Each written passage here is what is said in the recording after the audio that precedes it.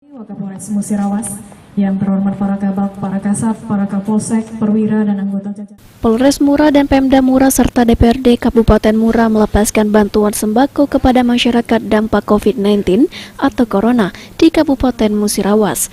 Sedikitnya ada 10 ton beras yang disalurkan merupakan sembako dari Mabes Polri dan disalurkan dengan cara bertahap, yakni tahap pertama dan tahap kedua.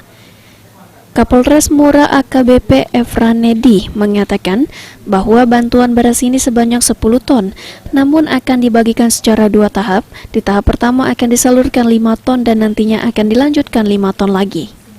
Kapolres menambahkan penyaluran ini tetap diawasi oleh Kapolsek serta Babin Kamtipmas agar bantuan ini benar-benar tepat sasaran dan untuk diketahui beras yang disalurkan merupakan beras dari wilayah Kabupaten Mura agar bisa membantu perekonomian petani akibat dampak COVID-19.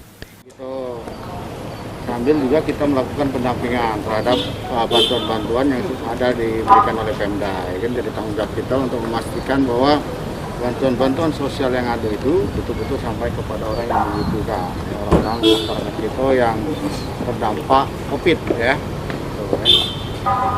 Kemudian setelah itu diberikan, makanya kami baru selesai Lebaran ini ya, kita sisir kembali warga kita, warga Mura ini kira-kira siapa yang masih membutuhkan. Nah ini kita baru dorong beras bantuan dari Mabes Polri ini. Terus sementara ini kita dapat seluruhnya 10 ton, ya kita bagi 2 dulu.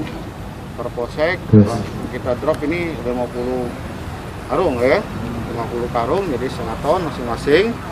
Nanti sambil sisir, kalau seandainya nanti masih ada, ya kita masih siap gitu, masih stok kita masih ada, stok itu kita dorong 5 ton lagi. Nah itu. Adia Rianza, PAL TV.